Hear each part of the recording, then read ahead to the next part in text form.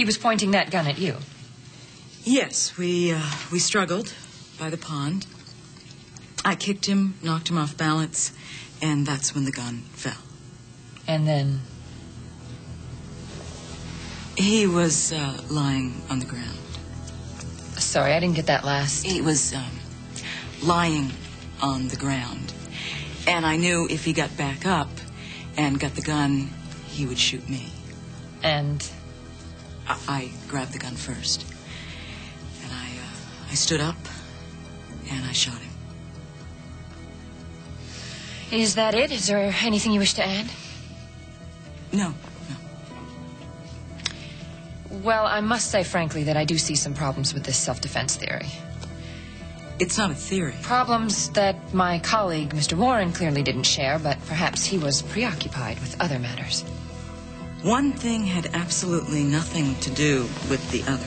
I am sure that Ms. Wolfe is only speculating. Oh, is that what I'm doing? Thank you for clarifying that, Mr. Marley. My client is understandably very upset. We're almost finished. Just one more question. Why didn't you come forward right away, Miss Raines? If it was just a terrible accident, if there was nothing to hide. I was ashamed. Of what? Defending yourself? Of saving your own life? Listen to me. I can't go to prison. My daughter needs me. This is not a bargaining table.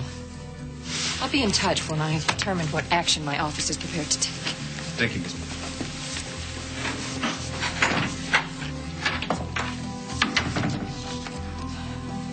I can't go to prison, Ross. I can't. Why doesn't your account of the shooting coincide with this report? What do you mean? I told you the truth, Ross. If the report is different, it's obviously wrong. I don't know what happened between you and Ben, but I am the one who's defending you. And right now, I'm feeling a little shaky about this case. Why? I told you. I don't buy what you're telling me. In fact, I think that you're lying. Well, you know what I think? I think you're just upset because I didn't tell you about Ben. My brother is a miserable SOB. Nobody should get involved with him. Right now, I am trying to save your life, and you seem to be hell-bent to throw it away. You know, it's fun to have imaginary friends. Imaginary? Yeah, make-believe. Everybody does. Even you, Daddy? Yep, sometimes. Like Harley? No, honey, Harley's not make-believe. Harley's so real, sometimes it hurts. It hurts? Really? No, that's just a figure of speech. That's just a dumb saying. No, but Harley's real. Harley's my friend. She's about the best friend I have in the whole world. Yeah, I like Harley, too. She saved me when I fell into the well. That's right. She saved me a few times, too. Did you fall in the well, too? No, it's a different kind of well. How did Harley save you? Well, you remember that story I used to tell you about the rabbit? About the one that only became real when you loved him? Mm-hmm. Remember that? Well, it's kind of like that. You know, for a while there, Daddy was all sad and lonely. And you were? Yeah, I was, because you were far away from me, and I missed you, and everything was just sort of dark and gray. And then Harley came along, and it was just like everything was all filled with color again. And every day became an adventure. Adventure? Yeah, because being with Harley's like being on a roller coaster. And she think, you know, the way she just kind of, Harley just sort of dives into stuff without thinking about it, and she takes me along with her. Like down the rabbit hole? Sort of, yeah. You know why? Because she's nuts. And she has a quirky way of looking at things. Quirky? What does that mean? You know what quirky means. Quirky's funny. Quirky's like, well, it's like if you look at something, you see it straight on. But that's not the way Harley does it. Harley looks at things from backwards and sideways and upside down sometimes, but she sees it way different than we do. That's why she drives me crazy sometimes. She said that same thing about you. She did? Mm-hmm. What did she say?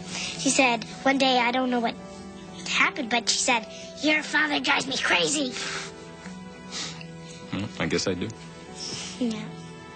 But she said it smiling, just like the way you did it right now. You know what? Because that kind of crazy makes you real happy, honey. And that's what Harley does for me. She makes me happy. And she sticks with me through thick and thin. And lately, my little princess, there's been a lot of thin. But she sticks with me. And she makes me laugh. She makes me... Real?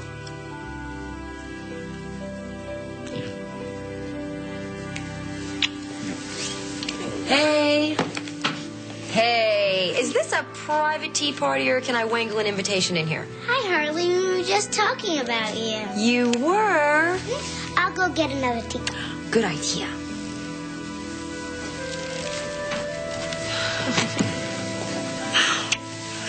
You.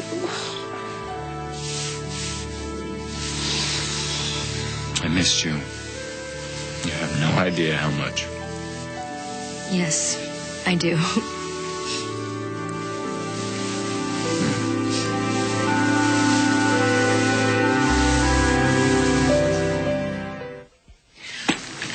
Oh, wait a minute.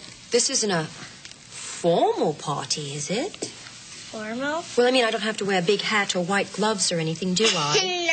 No, you're so silly, Harley. Oh, you should see me with a white hat and big gloves. Oh, I'm so silly then. I should go get some more cookies to go with the tea. Excellent notion. I'd like to see you in a big white hat. Some gloves. And? No, that's it. Big white hat and stuff. Oh, I think that can be arranged for you. And a kiss, can we arrange that? On the Is that cheek. proper to tea party? On the cheek.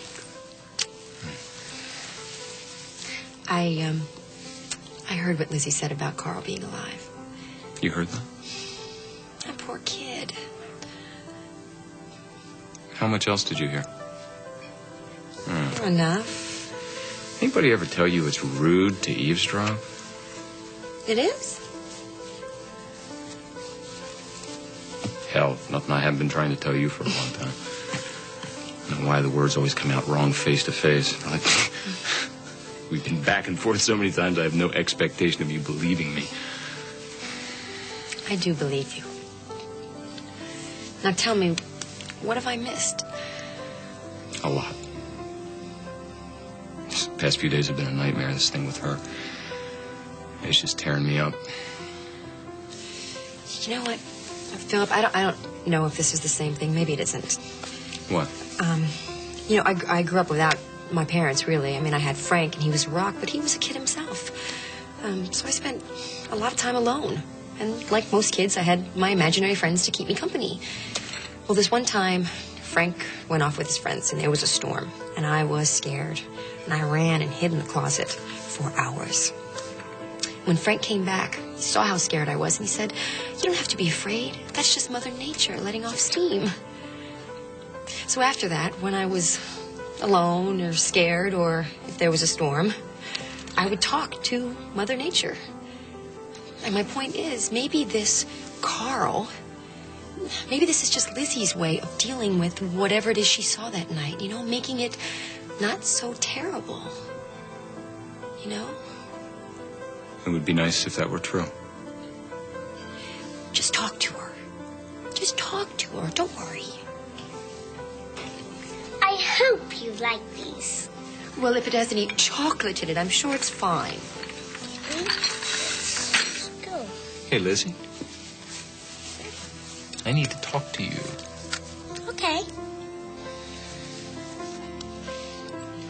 You know, Josh, Michael swore to me that he cloned someone, and I know what happened. You have really lost it this time, Alan. It died, or perhaps you killed it in the name of progress. And then you bailed out and tried to sweep the entire episode underneath the carpet. You know, murder's a pretty serious charge. You were as good as murdered Annie. What did you say? You pushed her to the brink of desperation. I may not be able to get you on that, but I will get you on